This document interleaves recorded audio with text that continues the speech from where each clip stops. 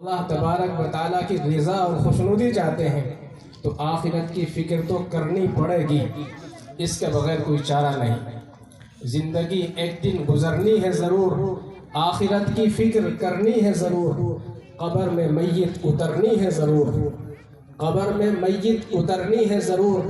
جیسی کرنی ویسی بھرنی ہے ضرور۔ نمازیں پڑھی ہیں، رمضان کے روزے رکھے ہیں، زکوٰۃ ادا کرنے کا اہتمام کیا ہے، ہر موقع پر سچ بولنے کا اہتمام کیا ہے اور اعمال صالحہ کو اختیار کیا ہے، تو قبر میں معاملہ بھی اسی اعتبار سے ہوگا اور قبر جنت کے باغوں میں سے ایک باغ بن جائے گی۔ اور اگر خدا نخواستہ گناہوں کے ساتھ، اللہ کی نافرمانیوں کے ساتھ، نبی کریم صلی اللہ علیہ وسلم کی تعلیمات سے دوری بنانے کے ساتھ اگر زندگی گزاری ہوگی تو پھر قبر میں معاملہ بھی ویسا ہی ہوگا، اور قبر جنت کا ایک باغ نہیں بلکہ جہنم کا ایک گڑھا بن جائے گا۔ تو جیسا یہاں کریں گے ویسا ہی وہاں پائیں گے۔ قرآن کریم کی ایک آیت میں نے تلاوت کی ہے، اس میں اللہ تبارک و تعالی نبی کریم صلی اللہ علیہ وسلم کو خطاب کر کے فرماتے ہیں کہ اے نبی، آپ کہہ دیجئے، ایمان والوں سے کہہ دیجئے، مسلمانوں سے کہہ دیجئے جو آپ کا نام لینے والے ہیں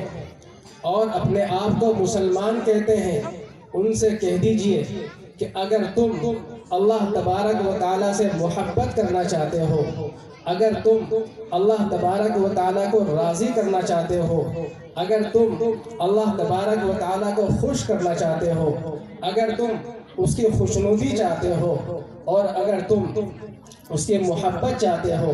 تو اس کا صرف ایک ہی راستہ ہے اور ایک ہی طریقہ ہے، اور وہ راستہ اور طریقہ یہ ہے کہ جس نبی کو میں نے تمہاری طرف رسول اور نبی بنا کر بھیجا ہے، جسے میں نے کتاب ہدایت قرآن مقدس دے کر بھیجا ہے، جسے شریعت کے احکام دے کر بھیجا ہے، اس نبی کی تم اتباع کرو، اپنے معاملات میں اس کی اتباع کرو۔ کوئی معاملہ کرنا چاہتے ہو تو دیکھو نبی نے کیسا معاملہ کیا ہے، نبی نے کیسے معاملات کرنے کی تعلیم دی ہے۔ اخلاق میں اپنے نبی کا اتباع کرو، عبادات میں اپنے نبی کا اتباع کرو، رہن سہن میں اپنے نبی کا اتباع کرو، اور کھانے پینے میں اپنے نبی کا اتباع کرو، لباس و پوشاک کو اختیار کرنے اور پہننے میں اپنے نبی کی اتباع کرو، ان کے اسوے پر چلو اور ان کے طریقے کو اپناؤ، شکل و صورت ویسی بناؤ جیسی تمہارے نبی کی تھی۔ اگر اپنے تمام معاملات میں، اپنی معاشرت میں اور اپنے اخلاق و کردار میں اور اپنی زندگی کے تمام کاموں میں اور اپنی عبادات میں، اپنی زندگی کے رہن سہن میں اور دوسروں سے میل ملاقات میں نبی کریم صلی اللہ علیہ وسلم کی اتباع کی جائے گی، آپ کے احکام پر عمل کیا جائے گا، آپ کی سنتوں کو اپنایا جائے گا اور آپ کی لائے ہوئی شریعت پر عمل کیا جائے گا، تو اللہ تبارک و تعالیٰ کی محبت تمہیں حاصل ہو جائے گی۔ یہاں دنیا میں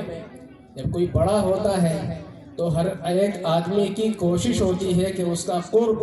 اور اس کی نزدیکی حاصل کی جائے، اور اس کے لیے نت نئے طریقے تلاش کیے جاتے ہیں، انہیں اختیار کیا جاتا ہے،